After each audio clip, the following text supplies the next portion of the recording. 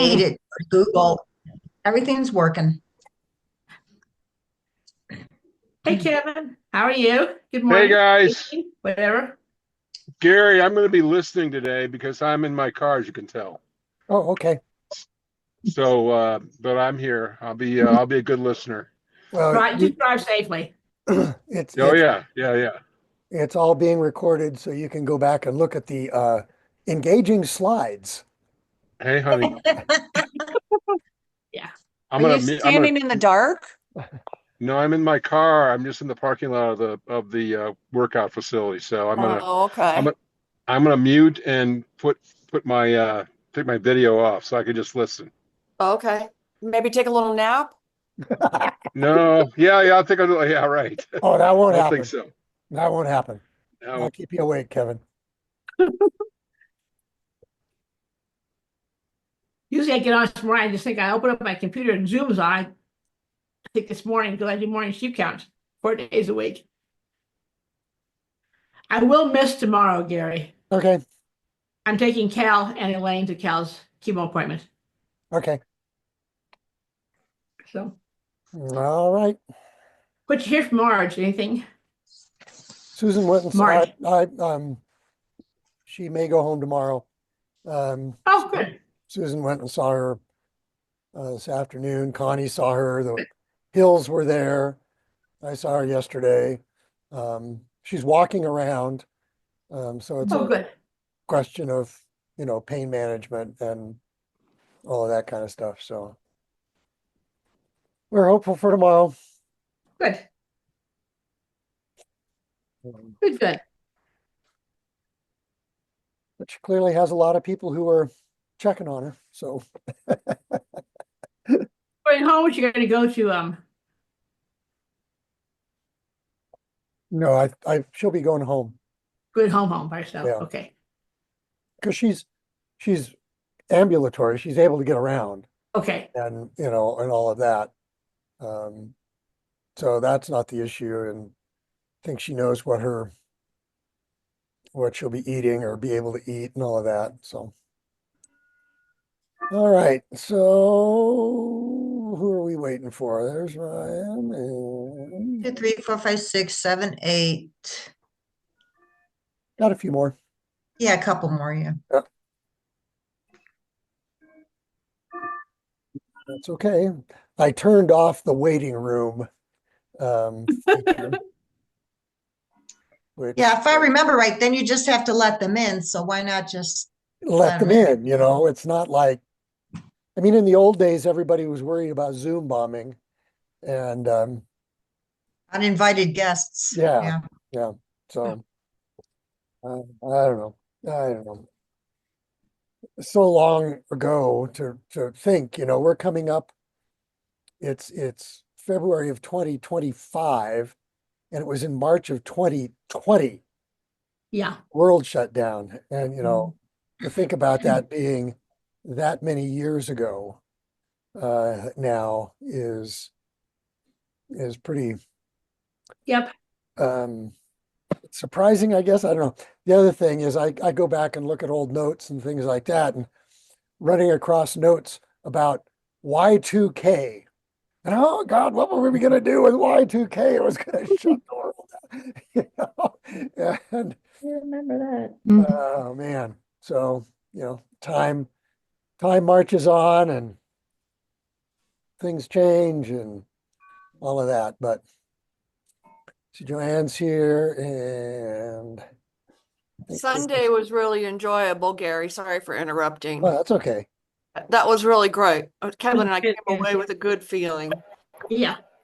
Yeah, it was a lot of fun. It was a lot of fun. Um, Adrian had a good time, and apparently everybody else did, given all of the feedback that I'm getting. And so, yeah.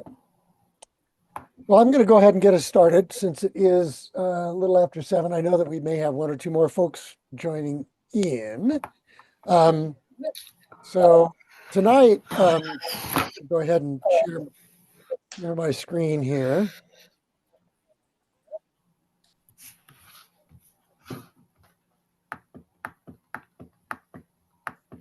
Um, no movies tonight. Um, so that may be positive thing or whatever. But so tonight, we're going to talk about worship and spirituality. You probably caught that given what you would have seen in the readings and all of that. But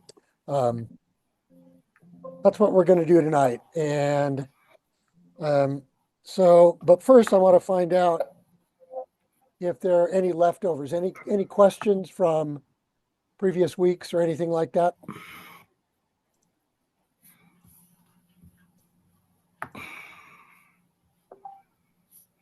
No. Oh, Nope. okay. It's fine if somebody's cooking or doing something like that. That's quite all right. But if you want to mute yourself so we're not hearing the The click, there's like yeah, a the click. clicking and all that kind of stuff. So, and if you want to jump in, just jump in, and that's cool. So what we're going to do tonight, since there are no questions from prior weeks, is we're going to talk about worship in general, and then more specifically the sacraments. And then we'll talk about where music fits in.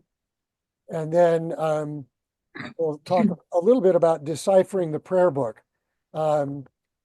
Since Good Shepherd regularly uses a bulletin that has most everything printed in it, I don't know how many of you actually pick up a prayer book and look at it.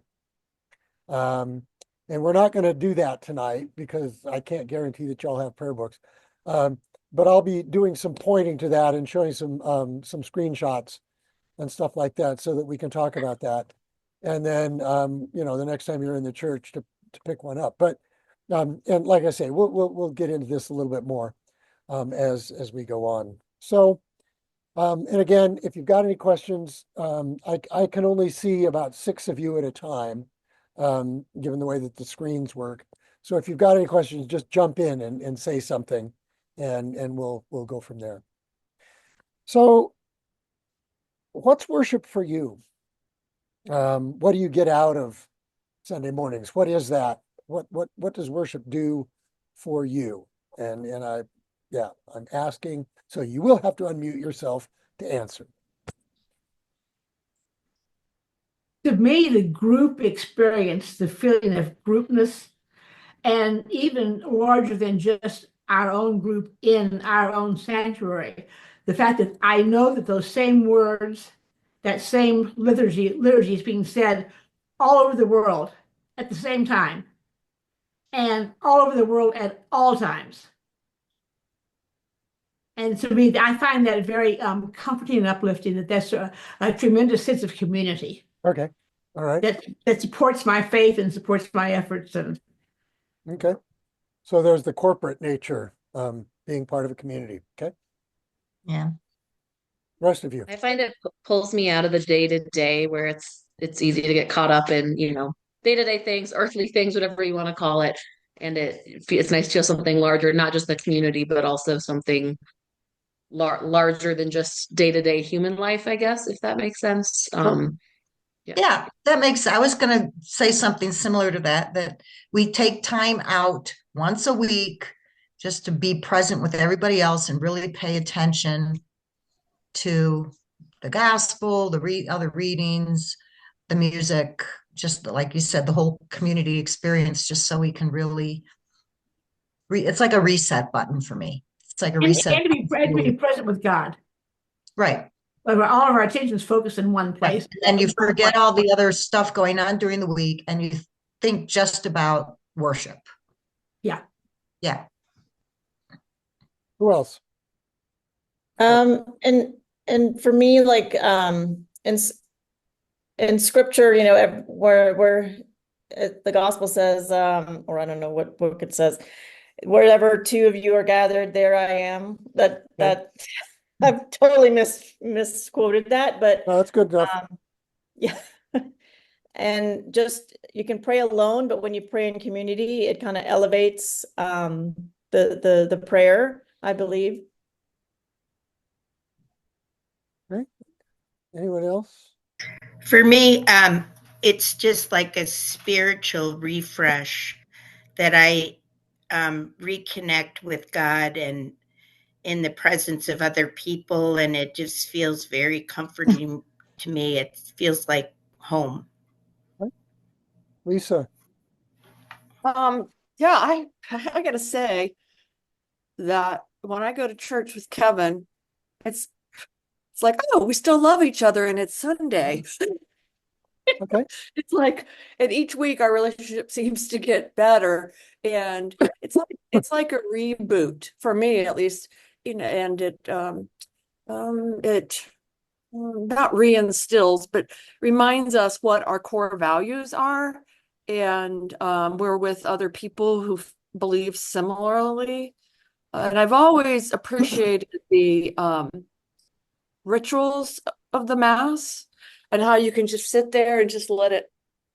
I've always thought it just kind of falls over me like oil, and it feels like consecration. Okay. So the the article or well the book and then the chapter. Rory, I don't know if you had something you wanted to jump in here. Your screen just showed up on mine. So Oh, I just wanted to say that in addition to all of that, communion is really important to me. I'm glad that we do it every week. It's really important to me. And the interpretation and the teaching of the sermon is something that I really look forward to as well. It's sort of a special focus for the day and maybe for the week. In addition to everything else that everybody said, those are really important to me. okay. So all of these are, yeah, I mean, it's what it is for you. What I've heard sort of stressed is the corporate nature, being with other people who have kind of the same focus. There's the learning aspect. There's the experiential aspect of the music or the sacraments. Um, the books talked about giving giving us an opportunity to explore questions of meaning, and I think that would be how do we encounter God and all of that through work, through music, through hearing the lessons, hearing the explication, um, but also, and we'll explore this a little bit more. How do we do this with our bodies? A lot of what we've talked about is bodily, um, and so, and of course, it's how do we engage with something that is so much larger? How do we fit ourselves into something that is so much larger than our limited sort of, bound by skin or by what we can see or hear? How do we find ourselves in that? Um, but the corporate stuff is pretty clear. And that is pretty important for, I think, most folks. So, come on, there we go. So, where do we worship? And I want to ask, what's the favorite place that you've been to where you've worshiped? The favorite place that you've been to, anywhere in the world. I'm going to jump in and apologize for doing that twice.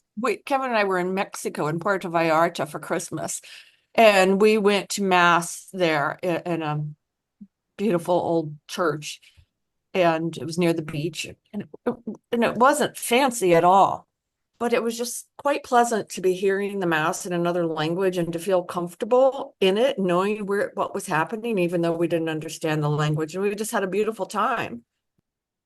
Okay. Anyone else? I don't have a particular favorite. No, I just look for the vibe, the atmosphere of all the people. Okay. And Lisa, I'm going there in next month, so you can tell me what church that is. Okay. In Kevin can tell you. Buceria. There's a Catholic church in Buceria. It's in the main square there. Buceria. Okay. Buceria. I think that's how it goes. in San Diego, I used to live by one of the original missions, and I would stop by to pray, and the floors were like clay, and they're so well worn. They were kind of bumpy, and the pews were originally wood hewn, and I just felt like God was always there for some reason, and the doors were always open, so you could go at any time, and it was just a really peaceful place to be. Not a So, specific place, but I find some of the like the older, a lot of what people are saying, but old cathedrals in Europe or Latin America or whatever, where you just feel the history of the place and you think of the people through the centuries, because in Colorado we don't really have that level of history. Of course, there's still history, but having the hundreds of years, it just connects you to the people before you. So I think that always stands out to me. okay, all right. So many different places and everything from basements to the last church I was in was actually a double wide trailer that had been set up as a church. But sometimes I feel like it's more the people who you're worshiping with than the place itself that makes it feel more comfortable and more holy because of the people you're surrounded with. Sometimes some of the most elaborate places are almost distracting. Okay. Yeah. So that raises your last comment there, Nan, raises the issue about does the space contribute or detract from our ability to worship? And the books talk about the simple definition is an altar with a roof over it.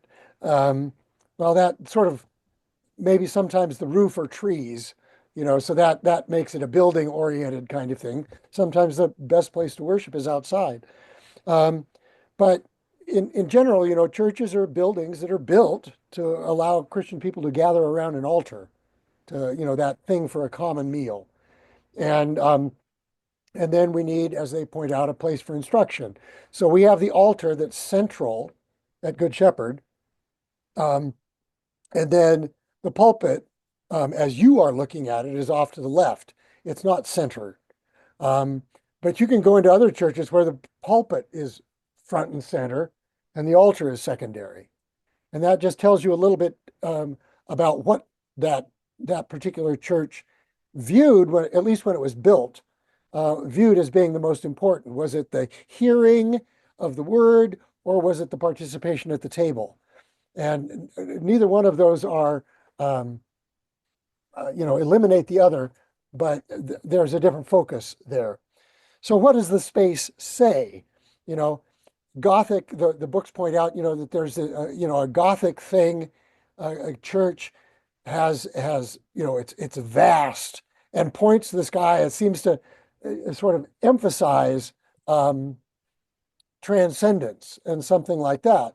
Whereas a place like Good Shepherd, the way that the pews are related to the front as well as related to each other, you can look across and you can see people on the other side of the church. You're not just looking at the backs of somebody's heads.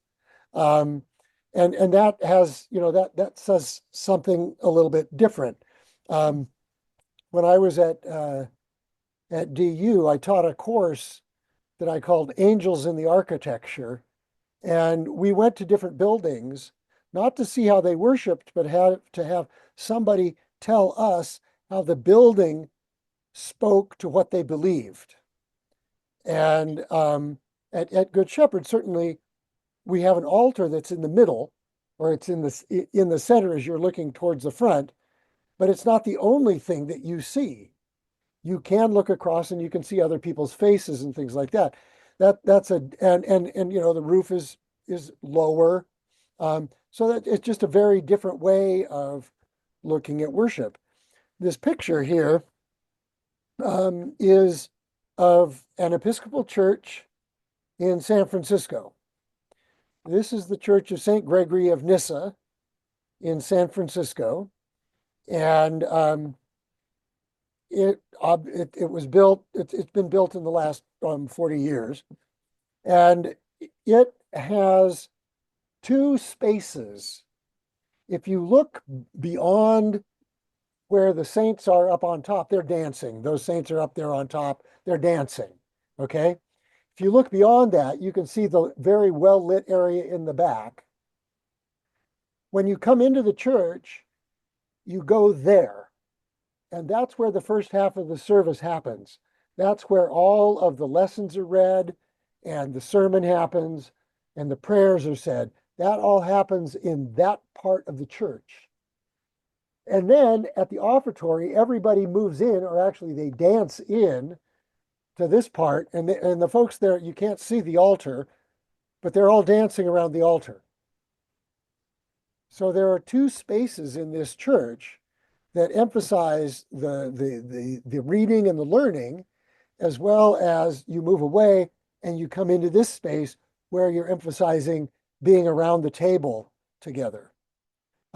It's the most unique building I've ever been in, and it's an Episcopal church. All right, just doesn't look like any Episcopal church that you'll ever go into again. So if you go to San Francisco, look for St. Gregory of Nyssa and head out there. It's right across the street from Anchor Steam Brewing, just so you know. Yeah, it's a fabulous place. But the space where we worship says a lot, and sometimes it tells us how we're going to worship. When Good Shepherd was built, it was built with the altar as the focal point. I've already said that, because the Eucharist was going to be the main thing that we gathered around on Sunday mornings. Well, what happened during COVID is we couldn't gather around for Eucharist. And even if we wanted to use that space for morning prayer, it's not set up for that. So the building wins. The building always wins in one way or another, either acoustically or how you move together. The nice thing about our chapel is that the seats can move. So we can change that space up a little bit, and do different kinds of worship in the chapel that we can't do in the sanctuary because the pews are fixed and the floor is sloped. So the building wins, but it tells a lot about what we value. So what guides our worship as Episcopalians? When you are in the church, do any of you ever pick up the prayer book and page through it? You know, this isn't so much for the 745 because you have to sort of dig around for the prayer book rather than it being in the pew in front of you if you're in the sanctuary. But do you ever, pull out a prayer book and page through it? Or is it just there looking red?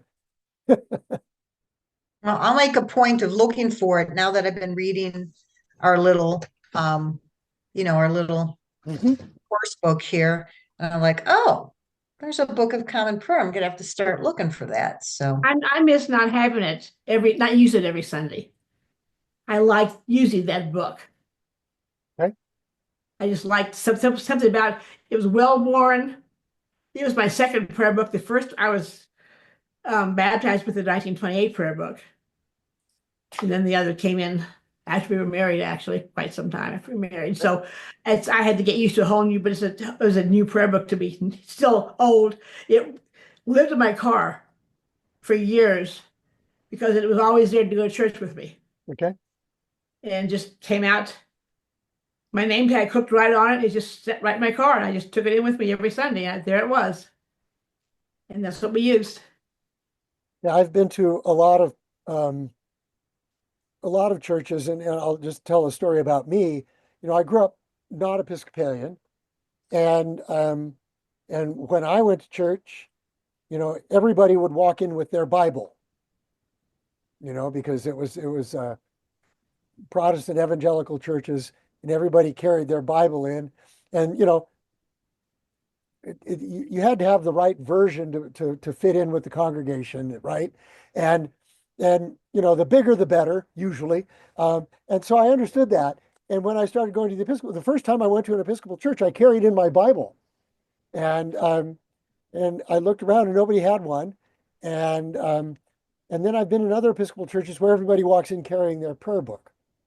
Mhm. So these marks of affiliation are pretty interesting. But as the books point out, the books that we were reading, that in Episcopal churches, and ours is no exception, in the pew or in the seat below you, if you're in the chapel, there are usually going to be two books. There's going to be the prayer book and there's going to be the hymnal. And maybe if the pew has enough room, there might be Bibles. But we print out the lessons, so you've got those. Unless you've been going to the church for a long time, or as we do, we print everything in the bulletin, you need the prayer book. You need to be able to follow along in the words and all of that. So that's, and that unites us as Anglicans globally. We all have a prayer book that stems from that one that you see in the picture. They all come from that source, and then have developed their own individual flavors. If you're in the United States, it has one flavor. If you're in South India, it has another flavor. If you're in Australia or New Zealand, another flavor. If you're in Canada or Britain, another. But they all have the sort of same structure. You would feel at home. You would just hear slightly different words. And there's more common among all of the Anglican churches, the Anglican communion. We'll talk about that later. There's more common there than there is between, let's say, the Episcopal Church and the Roman Catholic Church, although we would feel similar kinds of stuff if you're moving back and forth between the Catholic and the Episcopal Church. But this defines who we are. The Book of Common Prayer defines who we are. And you write about that in the readings. But in this book, there are instructions for worship. What we do, what we say, when we say it, in what order we say the certain things. And there's instructions for worship that just isn't Sunday morning. So there's instructions for daily worship. There's stuff for worship when the bishop's there, or when we do this particular kind of ceremony. There are instructions for praying outside of church, the daily office, morning prayer, evening prayer, noonday prayers. You can do those anywhere. You do not have to be in a building. There's collections of prayers, emphases on what to do at major life events, at a birth, at coming of age, at marriage, being sick, at burial. All of it, when you need to confess your sins, all of that is in the prayer book. As one of the readings that we had pointed out, and included in that book is an entire book of the Bible, that being the Psalms. So, there is just so much, as one of the readings said, here in one book is the whole of life and the answers to most of the questions about the church. And so the fact that we're not reading it, or we don't even open it very often, we don't remember all of the stuff in there. We don't recognize as the riches that are there. And Susan, my wife, tells me, she said, when are you going to tell people to go to the back of the prayer book? I really like it when you tell people to go to these obscure pages in the prayer book. It means that at least they have to open it up. And most of the time, if I'm going to refer to the prayer book, I'll print, I'll show on the screens what I'm referring to, because it just saves time. But it's an amazing compendium of stuff, and we'll look at it a little bit more. So that's what guides our worship. And in the bulletin that you see, almost everything that's there is just a duplicate of what's in the prayer book. I was looking through some papers earlier today, and I found some orders of service that I used when I was the Episcopal campus minister at Duke. And everything was on a half a piece of paper, 8.5, 5.5 by 8.5. And it just said this, that page, this, that page, this, that page. Nothing was printed there other than what we were doing and what page of the prayer book to go to. And that's the way it used to be. And, for some folks, if you look up at the front of the church, you'll see two boards that have the hymn numbers on them. So if you have the prayer book and boards that say these are the hymns, you don't need anything else, except it means you've got to juggle books. And we've had to figure out how to decrease the juggling because it's off-putting for newcomers sometimes. So thoughts, There, questions? one comment about that. One thing, we used to say the prayer book was how we always told in a congregation, someone who was a visitor from another denomination because they were lost. And Right. someone in a congregation would just go to them with the prayer book and help them find their way through the service. Yep. It was an easy way of identifying someone who was new to the church. Yep. And occasionally, from my vantage point up front, I'll see that happen. But most often it's to help somebody find um, the service music as opposed to the hymns, the S music as opposed to the regular hymns. How do you work your way through the hymnal? But I still see that on occasion. And And yeah, that's a way of helping somebody feel welcome in all of that. interesting enough, to go along with my theme of everywhere the same word over and over. The cadence, no matter what language it's in, is going to be the same. Yep. If you're somewhere and you don't speak the language, you will know exactly where you are in the service just by the cadence of the language. You don't have to understand the words. That's one of the glories of the prayer book is that, especially the older versions, is that cadence. Absolutely. Cadence of the language. Other thoughts, questions, reactions?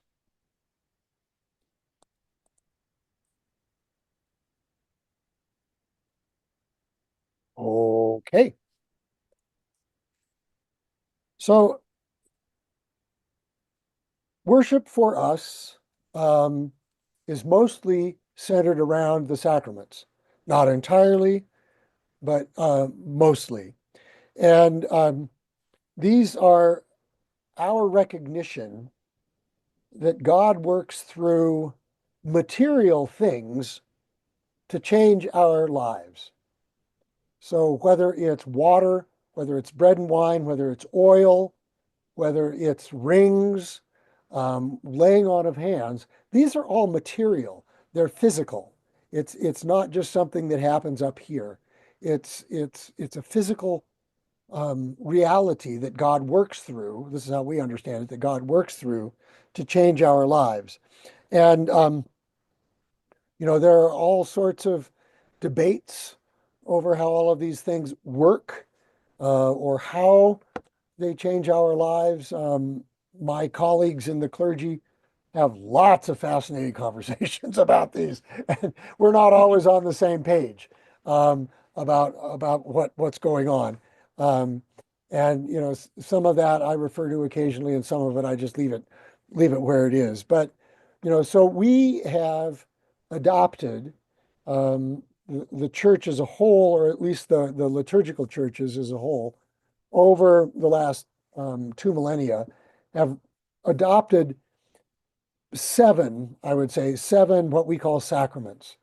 And you see them, they're listed on the left: baptism and Eucharist, then confirmation, confession or penance, marriage, unction, which is the anointing of the sick, and ordination. Every Christian denomination will recognize the first two as sacraments. And then the other five, Lutherans and Catholics and Episcopalians and the Orthodox, will say, yes, these are sacraments too, but of a slightly lesser stature. A lot of times baptism and Eucharist are called the dominical sacraments. In other words, Jesus established them. Jesus talked about people being baptized. Jesus celebrated the Eucharist. Jesus didn't confirm anybody. He didn't marry anybody. He didn't anoint anybody. He didn't really ordain anybody. But the church has developed these as ways of avenues of grace. So I want to focus on just a couple of these in a little bit more detail. And the first one being baptism. And what does baptism do? I mean, I've talked about this in the last few weeks, several weeks ago when we did the Feast of the Baptism of Christ. But is it a way of bringing you into a club, so you can't come in unless you're baptized? Or is it a way of saying you're a member of the family, including you in the group that can come around the table? And that's a hard distinction. They're overlapping, but it relates to how we deal with people who are coming into the church. If you're initiated, then you're all of a sudden, you want to join the Masons. You're initiated into the Masons, and you have access to all of the things that they have. On the other hand, if you invite somebody to sit at your table, you're not inviting them into the family. You're just inviting them to be at the table. So there are different ways of understanding what's going on, and both of them are found in our history as Christians and certainly as Episcopalians. So, is it club membership or is it adoption into the family? How do we incorporate someone into the body of Christ? And what you're seeing here is an Eastern Orthodox baptism of this infant, and they are fully immersed. It's full immersion. Whereas if you were at church a few weeks ago, when I baptized those 3 kids, it was just a little bit of water on the forehead. The fact of age wasn't the issue. It was how much water, and what are we doing when we baptize them? And what the Episcopal Church did when we developed the Book of Common Prayer that's in the pews, the 1979 prayer book, is we said that with baptism, you are initiated into the body of Christ. You come into the body of Christ, and you are fully a member as soon as you are baptized. There's nothing else that you need to be fully a member. And that's spun out in a lot of different ways, as we'll see over the course of our conversations. But one of the things that changed was who can receive communion. If you're baptized, you're welcome at the table. That was a new facet for Episcopalians. And so we've got families in the church who will, actually the 3 kids that were baptized several weeks ago, before that baptism, they came down and they received a blessing. Now they come down, and because their parents say it's okay, they can have the bread and the wine if they wanted it, but they're not interested in that. So they can have the bread, but because they're fully a member of the body of Christ, fully invited to the table. And that's why I say if you're accustomed to receiving communion at your congregation, you're welcome here.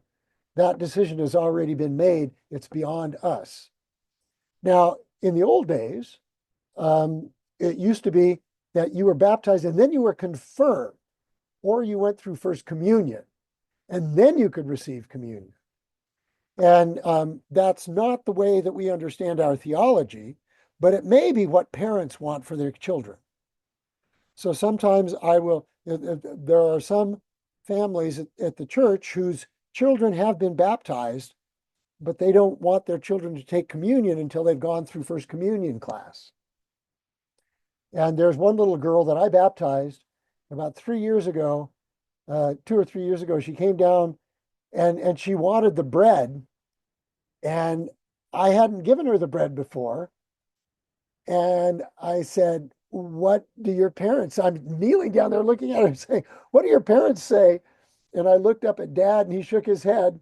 And I said, you're going to have to talk to your parents. She burst into tears, So, which was, that was hard for me because I would have given it to her if her parents had said that. But her parents are saying, no, we want a different kind of engagement with the church. And that's a parental, that's fine. That's parents. And I don't, that's up to them. But that's not the church saying, no, you can't have communion. That's the parents saying, we want a different kind of engagement before we allow that. That's fine. That's fine. But as I say, we'll get into this a little bit more a little later. Baptism means full membership, fully adopted into the family of God. And so there's nothing that would keep you away from that. Any questions, comments before I jump to the next thing?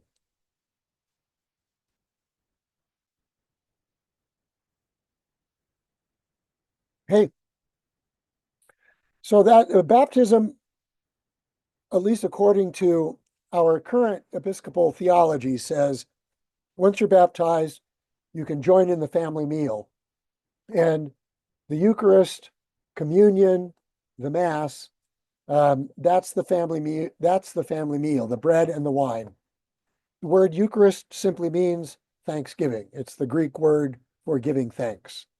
And so the prayer that I say is called the Great Thanksgiving. It's the biggest thanks that we can give to God. And we recount the history of our salvation. I bless the bread and the wine. And then we come together to eat this meal that God has received what we have given to God, the bread and the wine, and that has been transformed by God and then is given back to us in this act of communion, being one with one another and one with God. And how this happens is a huge mystery. And it's been a mystery from the very beginning. What happens to these things that are the bread and the wine? In the Gospels, Jesus says, "This is my body, this is my blood." What in the world does that mean? And we've been debating that, discussing that in the church for 2,000 years. And so there are a number of, I would say, dominant theories for what happens during that great Thanksgiving when the celebrant says, holds up the bread and says, "This is my body, this is the body of Christ given for you, broken for you. Take and eat in remembrance," or "This is the blood." What happens? Is there something that happens there? And according to traditional Roman Catholic theology, at least from the Middle Ages, there is what's known as transubstantiation, that bread and wine become the body and blood of Jesus. And the word transubstantiation it comes from Aquinas, but there's a theory that something, and this is Platonic or Aristotelian and all this stuff, that there are what are known as the substance, and then there are the accidents of something. So bread has the substance of breadness, and it has the accidents of being wheat and water and whatever to turn it into bread. Wine has the substance of wineness, has the accidents of tasting like fermented grape juice. With transubstantiation, the substance changes. The wineness becomes blood, the breadness becomes body, but the accidents are the same thing. Still tastes like fermented grape juice, and it still tastes like bread, but the substances change. Transubstantiation is what happens. That's traditional Roman Catholic theology, at least for the last 1,000 years. For the reformers, they said, no, this sounds a lot like magic. And what the body and blood, or what the bread and wine do, is remind us of the sacrifice that Christ gave on the cross. This is a remembrance of his passion and crucifixion. Has nothing to do with actual body and blood. It's just a reminder of what happened. And so when people in the Presbyterian Church, or many of the other churches, sit down and have communion, they're being reminded of the sacrifice. They're not participating or partaking of the actual body and blood, which is how Roman Catholics would think about it. Lutherans, the Orthodox, and Episcopalians see it differently. And I think you read this in the in the book, there was a great thing that Queen Elizabeth reputedly said. He was the word that spake it. He too, the bread and broke it. And what his word did make it, that I believe and I take it. I don't care what it is.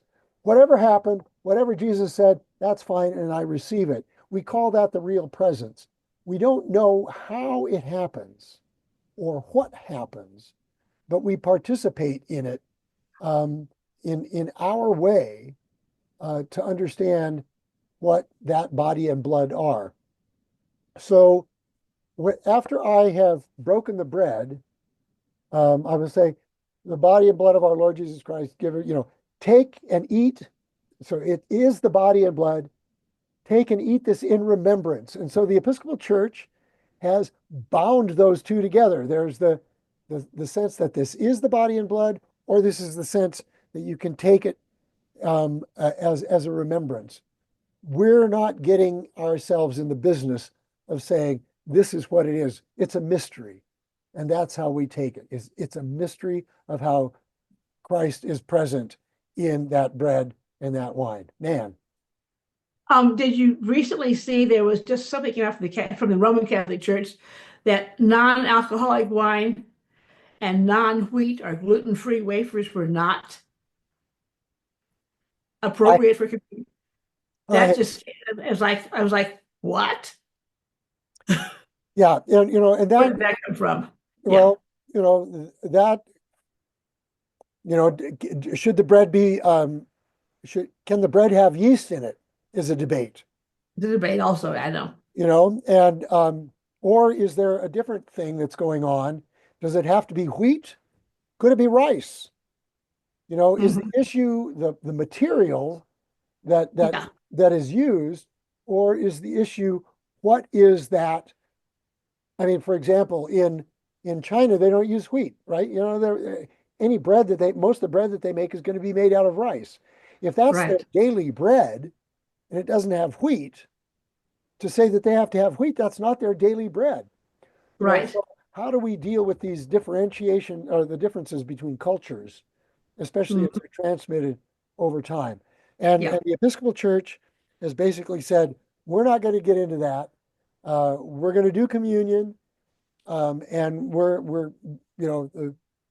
what you think about it, that's kind of up to you as to how you engage through this means with God.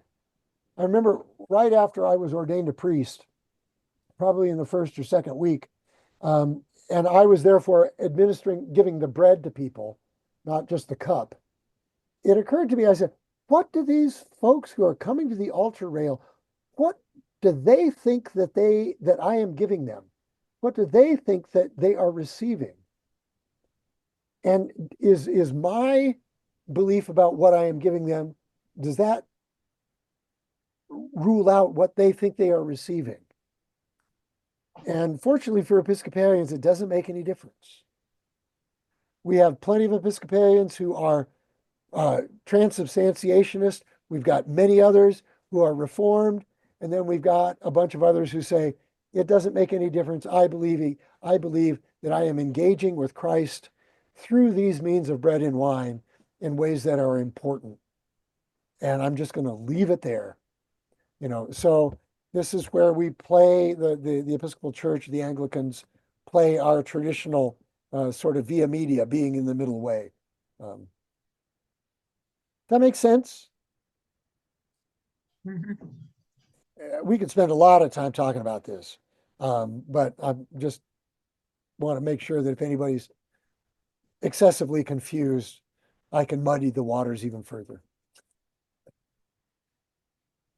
All right, so then we have these four sacraments. Like I said, that there are seven, and we've talked about two.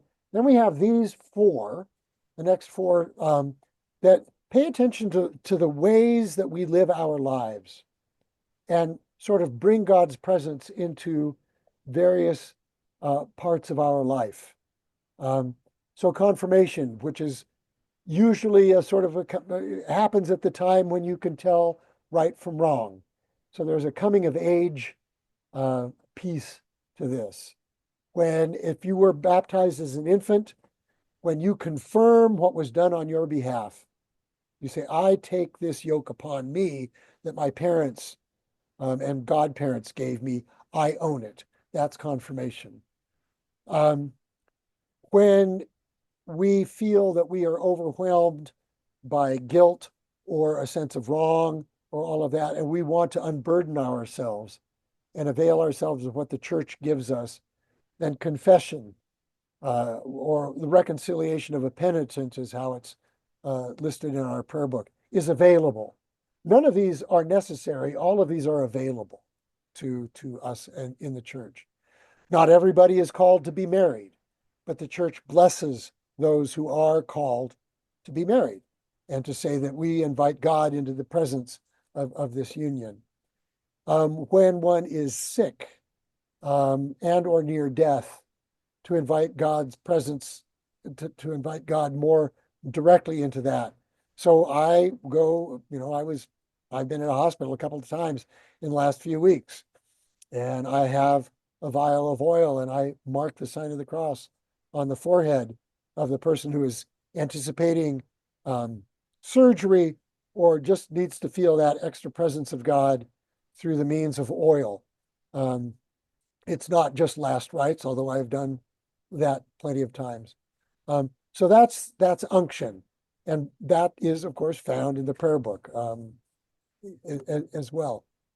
So these 6 sacraments, baptism, Eucharist, confirmation, confession, marriage, and unction, are open, are sort of commended and open to everyone. Ordination, on the other hand, which is the last of the sacraments, is to those for whom you are called. And so we have a number of orders in the Episcopal Church. The chief one is that order of being a baptized Christian. So you are called to the order of the laity when you are baptized.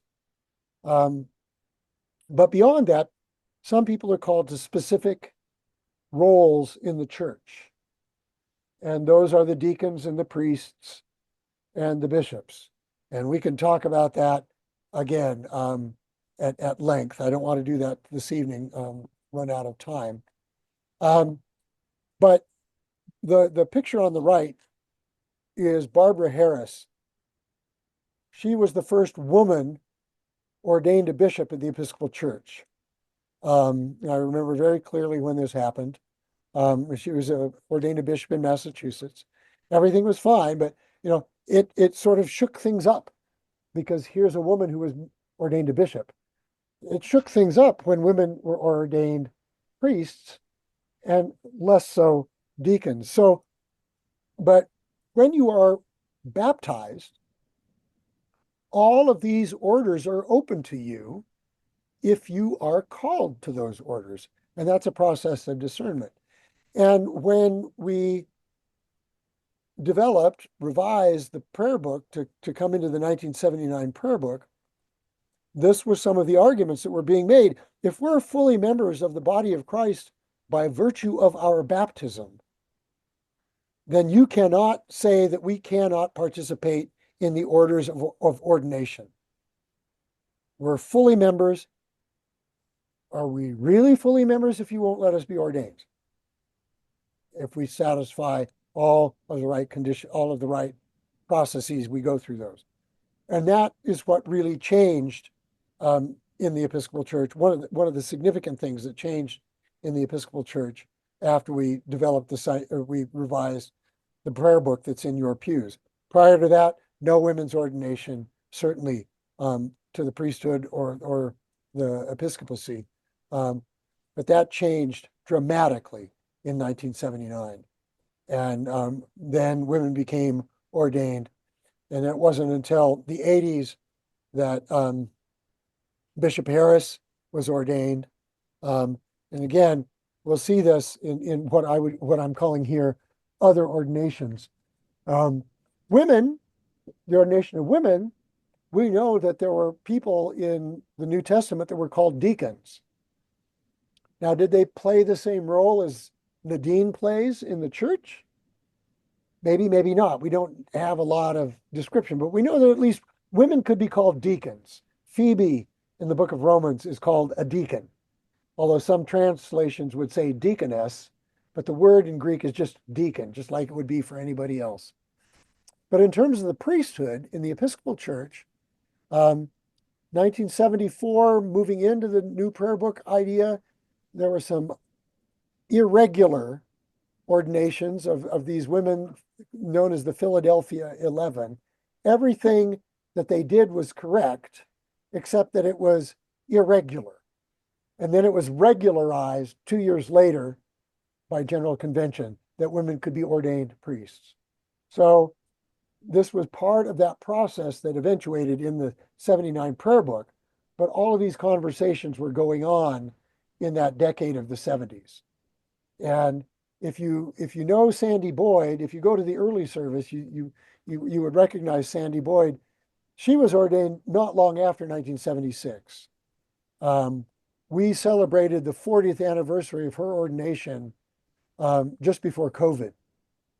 So that was in, let's say 2019, 40 years after 79. So she was one of the earliest women ordained in the Episcopal Church. And she's, a member of our congregation and has seen all of this history. Then, as you see there, Barbara Harris ordained a bishop in Massachusetts in 1989.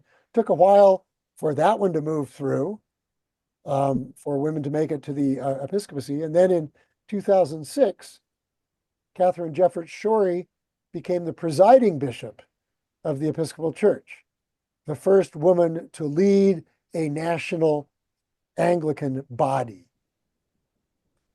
Since then, that's happened in some other places, but she was the first. That created a huge, huge uproar in the Anglican communion. Yes. Every 10 or so years, the Archbishop of Canterbury would invite all of the bishops of the church to Lambeth Palace for a conference.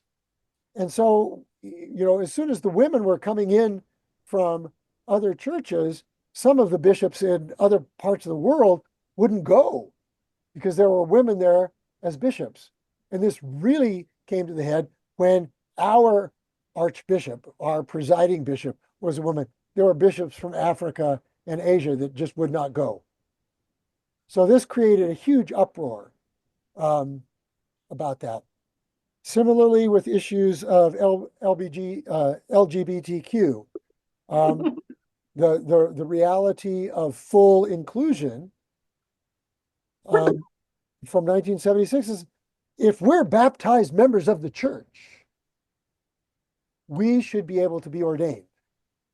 And so that took a while to work its way through the church as well. And now it is, now we have gay and lesbian bishops as well. But it's taken a while, and that, of course, has created a huge uproar in the global church. And we've got plenty of people in the United States, and we'll talk about this in a couple of weeks, who have separated themselves from the Episcopal Church over these issues. So I'm going to stop there and see if there are questions, comments before we move into another entirely different topic than sacraments. But I think this is really important for y'all, many folks to understand, is how we see these sacraments, especially these very visible ones like ordination, differently than our Roman Catholic and or our Orthodox Christian neighbors. So comments or questions? We're just leading the pack. In some respects, although some of these things were being done by other Christian denominations, especially the United Church of Christ, before we were doing it. But in terms of liturgical churches, we were on sort of the front edge. Leading edge of that, yeah. Yeah. And that has its hazards. Absolutely. Yeah. And Good Shepherd is, when Good Shepherd had its experience with gay lesbian clergy, we lost some folks when we okayed when the diocese voted in favor of Gene Robinson's becoming bishop. That had an effect on Good Shepherd, and we lost members because of that. So these things are not without risk. Taking these kinds of stands are not without risk or consequences. So Absolutely not. I do have a question. Is this any way related to not taking celibacy? Is that separate from a woman being a priest? Like was it that women had to be celibate if they wanted to be a priest, or was it at the same time it was like celibacy was not a requirement? okay, so what a great question. And it goes back centuries. So I'm just going to say in the Eastern churches, in the Orthodox churches, priests, if you're going to be a priest, you need to get married. So married clergy for the Orthodox is a given. On the other hand, if you're going to be a bishop in one of the Orthodox churches, you have to be celibate. So the bishops come out of the monastic side, and the priests are sort of more normal, and their wives, all women, I mean, all the men, all the priests are men, their wives are given a sort of title of presbytera, which is, sort of Greek for the priest's wife, but she has her own charism. She has her own gifts and expectations of how she engages in the church. Well, in the West, priestly celibacy became kind of normative in the 4th and 5th centuries, and then remained that way until the Reformation. And one of the things with Luther is he got married, right? And a lot of the others got married too, in the other traditions. And as we talked about a couple of weeks ago or last week, one of the archbishops of Canterbury had been married twice. So priestly celibacy had gone away in the Reformed churches. It of course is still standard in the Roman Catholic Church.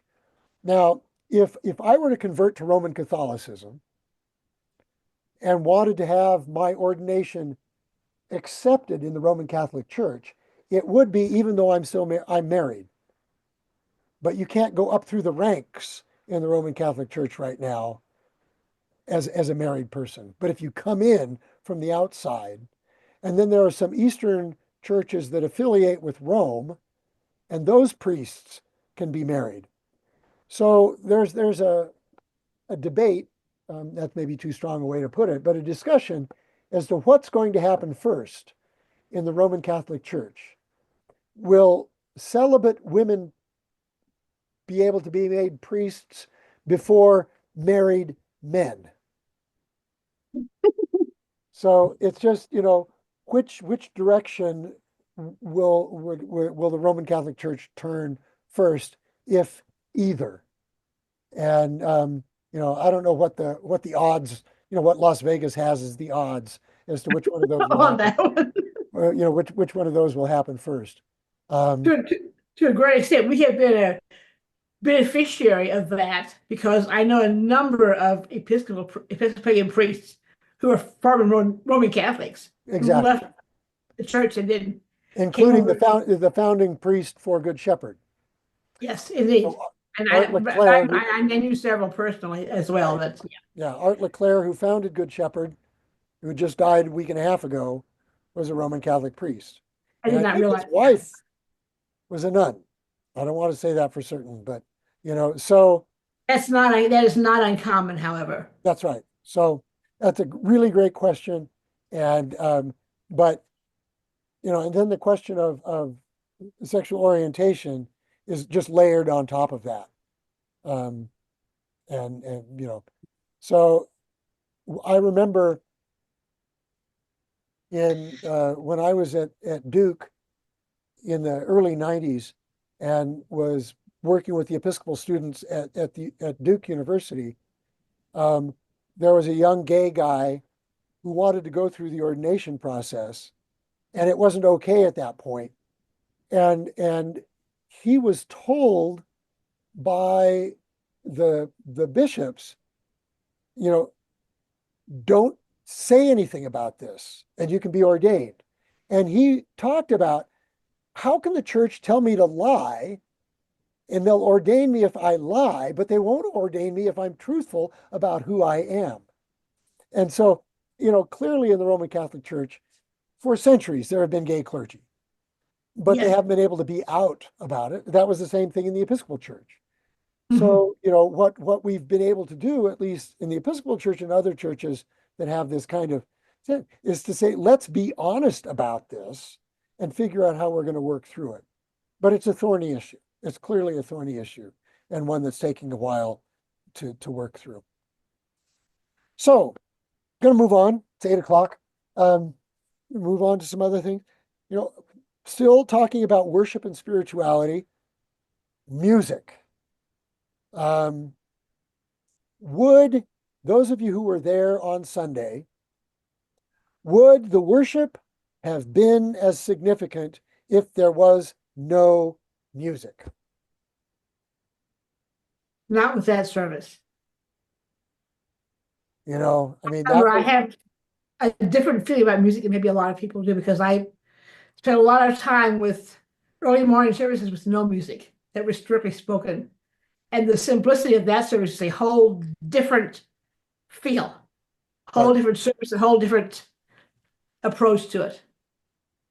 So music is huge and for worship, and whether it's I'm not saying this pejoratively, I'm just a rock band, like in some of the big churches, whether it's a four-voice quartet that's doing the music, whether it's just congregational singing, accompanied or unaccompanied, or whether it's something like we have with organ and maybe bells and something. It just engages the senses and it engages you internally, as science has shown, in different ways. And so it is very much a part of our heritage, certainly. And it's one of the only places other than, and we don't even see this, I don't know how many people were singing the Star Spangled Banner at the Super Bowl, or if they were just all watching John Batiste and listening. But church is the only place, other than singing Happy Birthday, that you get together with other people and sing. I mean, how often do you sing with other people? Unless it's a hobby. But we just don't do that. And so it's worship and music span all religious traditions. It may not always be congregational singing, it may be a cantor, but the use of music hits in different ways. And we are fortunate at Good Shepherd that not only do we have, an organ, a piano, a choir, we have a bell choir, we have an instrumental ensemble, we have other things that engage us musically, and we have the opportunity occasionally for just silence. I will say I was surprised when I came to Colorado, because this is the only place where I've experienced it, that the early service, the 7:45 service, has music. Yeah. I've been in many other places in the country where that very early service is quiet. It's Always a spoken service. Yeah. quiet. And it's a very different experience. It is. And it takes you the same place, but by a very different route. So music is central. And I think I may have mentioned this. If not, if I have, apologize for saying it again. When I was in college, and I wasn't an Episcopalian, it was my music teacher who said, if you really want to do church music, you've got to go to the Episcopal Church because they do it better than anybody else. and he wasn't an Episcopalian. So that was music was in some respects my entry drug into the Episcopal Church. One of several. So it is central for many of us and our spirituality.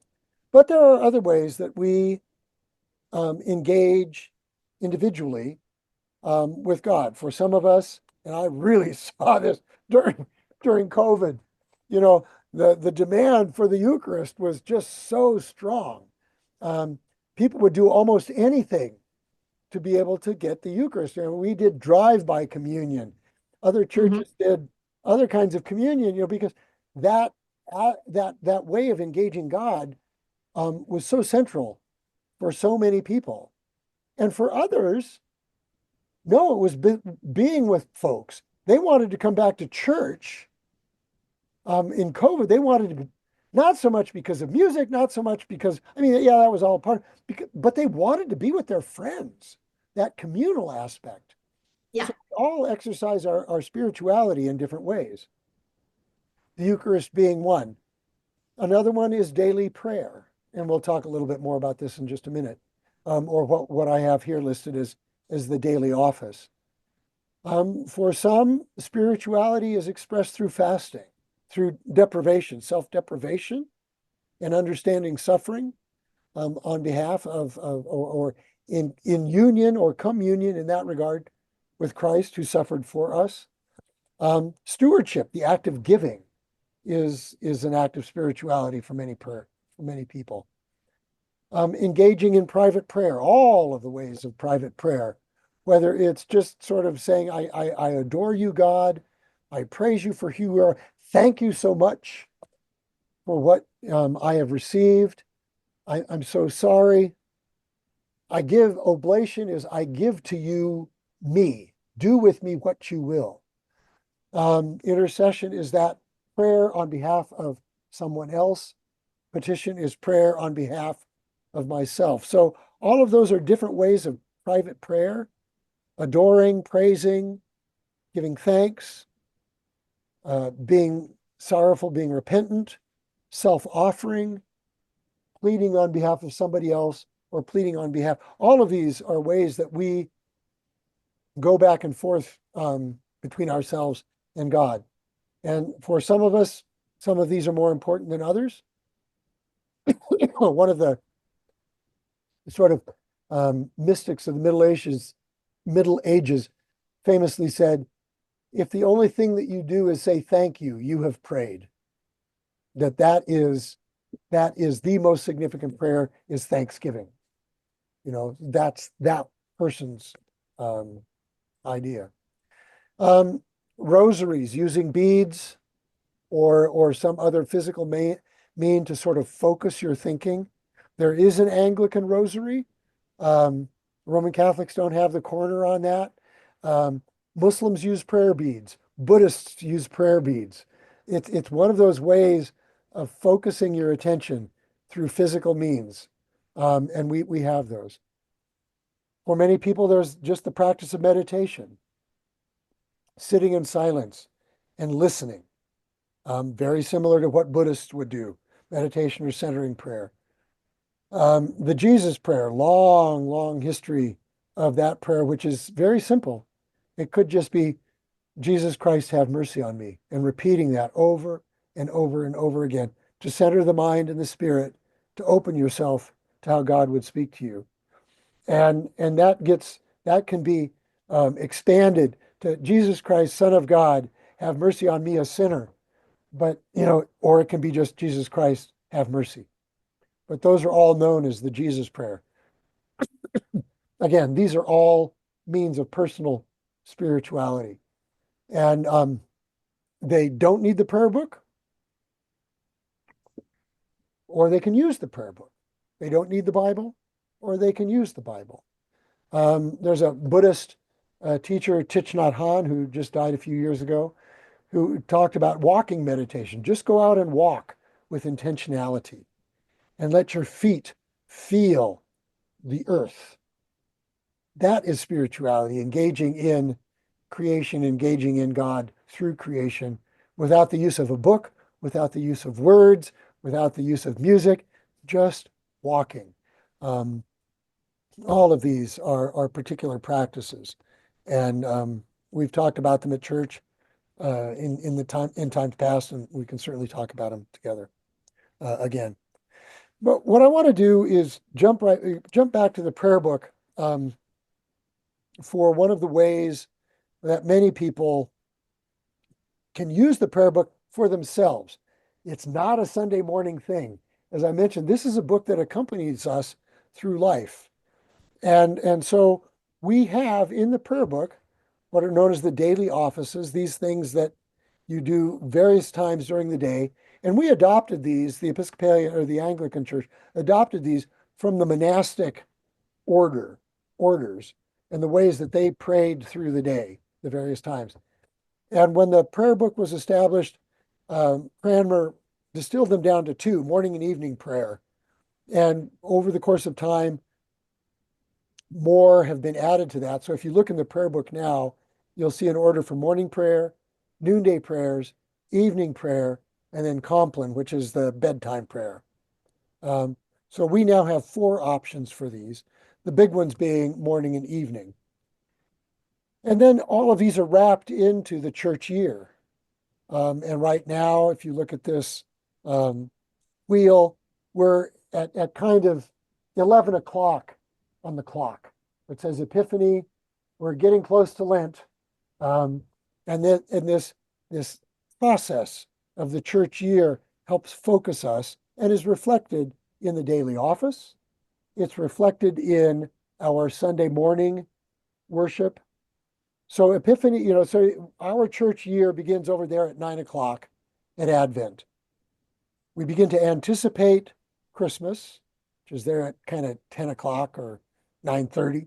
The Feast of the Incarnation, then the revelation of God through the Epiphany. Then we get to 12 o'clock and we move into Lent, that being the time of preparation for or of before Holy Week and Easter. Then we get to the Easter season, the Feast of the Resurrection, and then this short little week, really, from Ascension to Pentecost, the red thing over there at 3 o'clock. And then there's the great green season, what is called here of ordinary time, where we really talk about our experience and the church's experience, the story of the people of God being half of the year, the story of Jesus being the first half of the year. So this is a way we sanctify time, is that we see God active in time. And doing that on a daily basis, God is active in our waking, in our living our life, in our coming to the end of the day, and in our sleeping. So God is present in all of our lives and in our time. And so we have these annual cycles of remembering, and there are major feasts, and then there are lesser feasts, and then there are cycles of readings, of reading scripture. And I'm going to back out of these slides for a moment and show you. You can look this up. It's BCP Online, and the Book of Common Prayer Online. And over here, you'll see the table of contents. This is what you would see in the prayer book. And if you click on the daily office, you can see morning prayer and evening prayer. We've got traditional language or contemporary language, and this whole office of morning prayer. And you can see this, and there are ways that you can learn how to use it. But all of this is there. We've got one thing that I wanted to make sure that you saw is that sometimes people don't want to work through all of that morning prayer stuff. So in the prayer book, here is 1 page of prayers for the morning. A selection of the psalm, a reading, suggestion that you may want to keep some silence. You could sing a hymn or a song, say the Apostles' Creed, say some prayers, say the Lord's Prayer, and then end with that collect at the end of the day. That takes 4 minutes max. That's in the morning. Then there's a similar one, 1 page at noon. Similar one in the early evening, dinner time. These are things that you could do together at dinner or with your family. And then at the close of the day, nighttime prayers. So all of this is there in the prayer book. As I said, this is a book that accompanies you throughout life. It's not just something that you use on Sunday mornings. As I said, we've got ways of reading scripture. We are in year C. This tells us what we read on Sunday mornings. So this coming Sunday will be the 6th Sunday after Epiphany. So I get to preach on Jeremiah, 1 Corinthians, and Luke. This is what tells me what scriptures we will be reading. This is what every Episcopal church in the United States is reading. In fact, most of the churches, most of the liturgical churches, mainline churches in the United States will be reading these same lessons. The same thing is available for the daily office. And we are in Epiphany. So you see the list of things that we're reading. We are in, we just had Sunday, the Sunday of the week of 5. So today I read Isaiah 59, 1 to 15a, and Mark 9, 42 to 50. So all of this is in that book. It tells you how to read the Bible. Doesn't tell you what to think about it, but it suggests what you should read. It tells you how to worship, all of those kinds of things. It's all there. So you're not left, I would say, comfortless.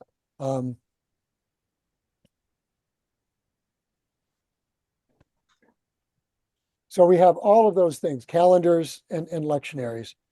We've talked about the offices. We've got morning and evening prayer. Compline is the end of night prayer, daily devotions. All of that is there in the prayer book. This is how many Episcopalians express their spirituality. It's not the only way. We talked about fasting. There are prayer groups. Some at Good Shepherd, some of them are ecumenical, that you find and you establish with friends. Spiritual direction is just meeting with someone who can sort of listen to your spiritual journey and maybe reflect back to you or maybe make some suggestions. I see a spiritual director about once every couple of months, and they pose questions that, oh, I'd never thought about that. I remember several years ago, I was seeing my spiritual director, and I was overwhelmed by moving into Advent and looking ahead towards Christmas, while at the same time worrying about the stewardship campaign. And how do I balance those professional responsibilities of worrying about the stewardship campaign with my own need to get ready for the birth of Jesus? And I was talking to him about this, and he said, yeah, I understand. He said, what I would suggest is that every day you just spend some time imagining that you're holding the Christ child. Just stay there for a while. I would never have thought of that, but it provided me a way to get to Christmas without always thinking about stewardship. For some people, you may want to become a member of a religious order. You don't have to be celibate. You don't have to join. You don't have to be, poverty, chastity, and obedience. But you can affiliate with some of these, with the Benedictines or the Franciscans, and become what's known as a third order. And you would worship with them on occasion, follow a rule, use them as your spiritual directors. These are other ways of expressing your spirituality, engaging in it. And then there are other ways. Forward Day by Day is a little booklet that you can get. It's in the narthex at the church, just a little pamphlet. It has a meditation for each day, and it tells you what the readings are. If that's more than you want to do, you can go to Forward Movement Online. My computer will load.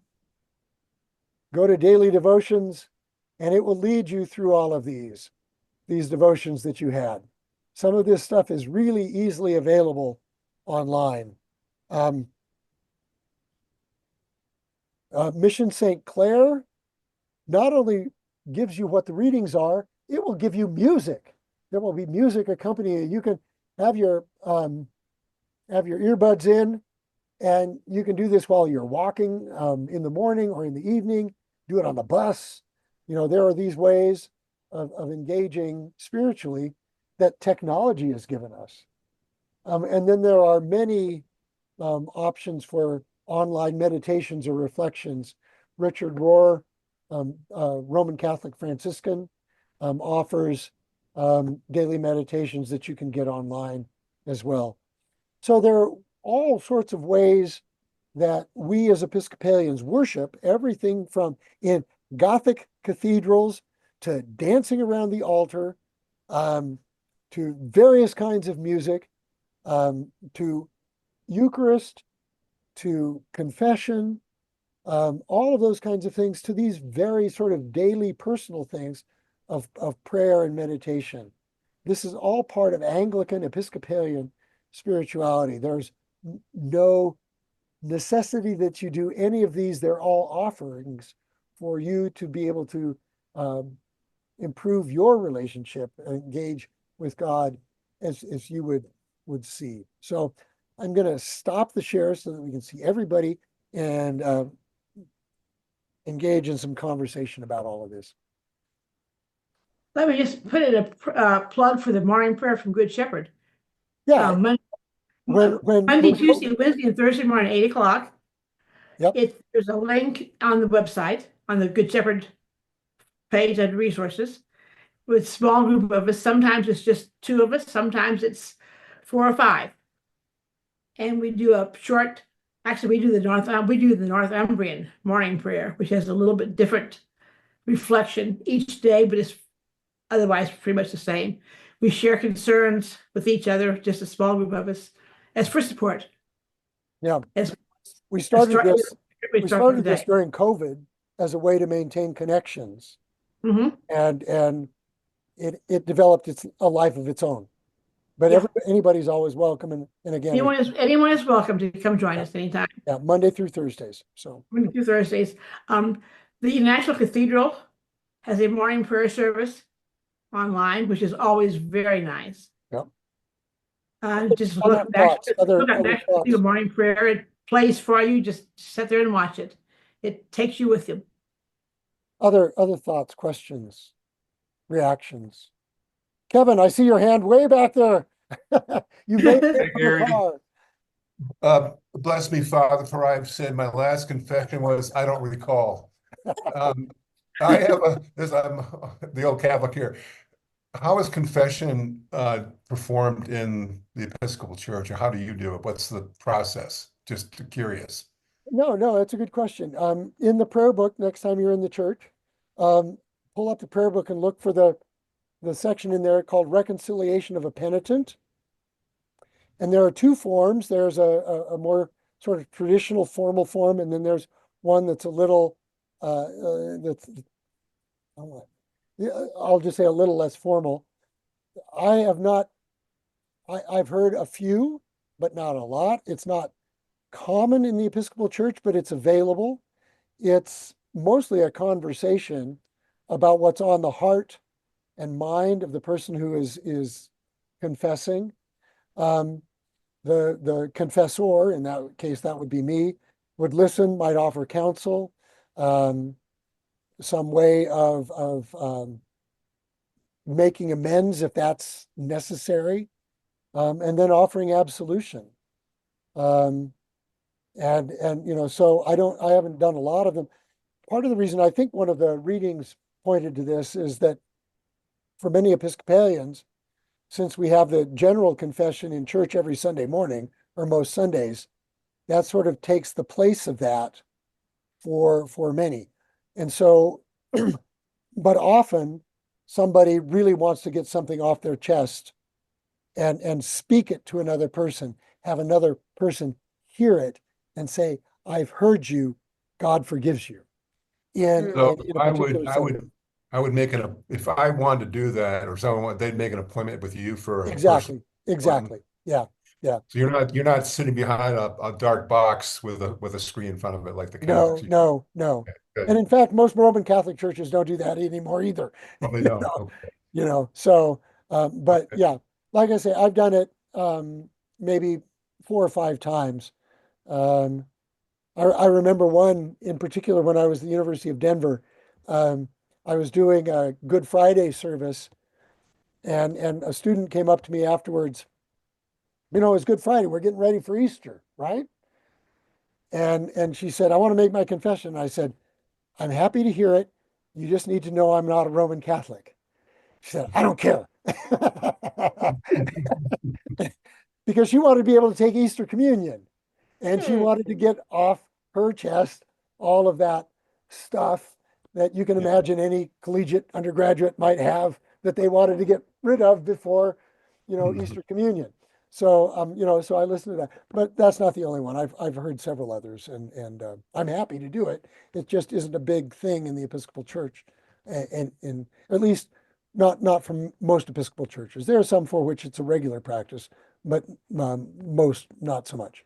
But I'm happy to do it. So, good question. Anyone else? I had a question about back on the different types of prayer. There was the penitence, what Right. he said, but then there was oblation in there too. So I looked that up, and my mother, very devout Catholic.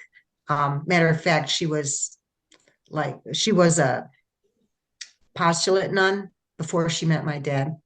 And but she'll often say, just give up your day, just give up your day for whatever cause or whatever. So I always was like confused about that growing up. Give up your day. Is that kind of what oblation is? Yeah.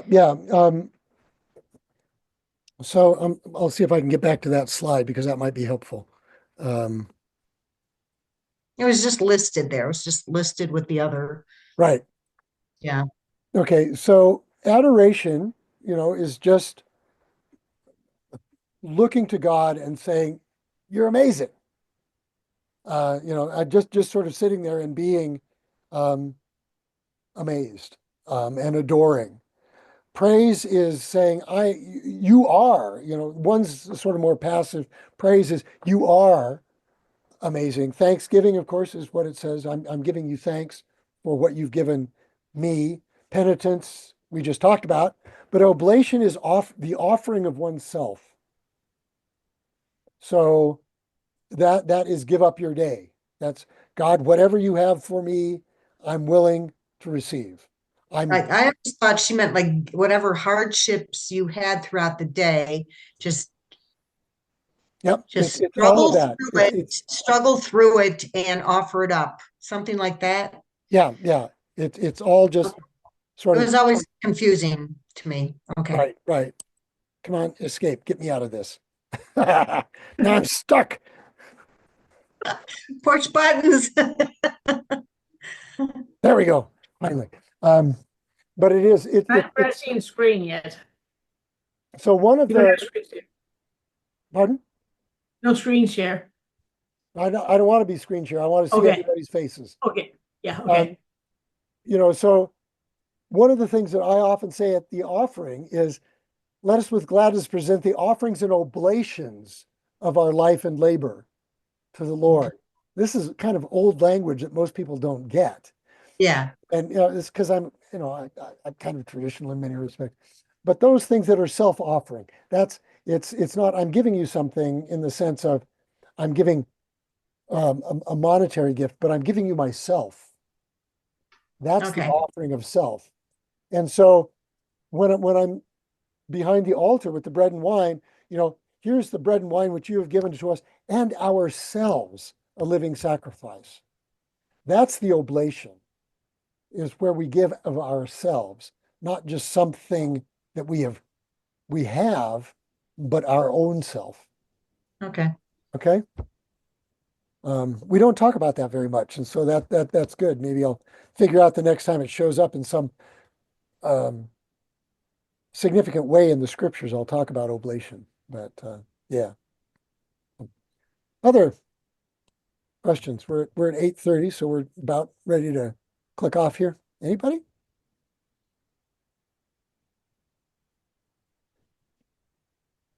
No. All right. Well, next time we'll be talking about the Bible. and how Episcopalians read the Bible. This one's one of my favorite ones because I like the Bible, and so you've got reading in the book, and then there's an article called "All Things Necessary for Our Salvation" is the technical title of that article. I don't think that's what I put in the as the leader in the clicking through, but that's what it is. So I will look forward to seeing you all soon. I hope you have a restful night. Keep warm tomorrow. It's supposed to get cold, and be safe. And we'll look forward to seeing you all soon. Okay, next week. Night. very much. Thank Right. you. Tomorrow night at the movie, Maybe we may maybe. cancel because of the Okay. weather.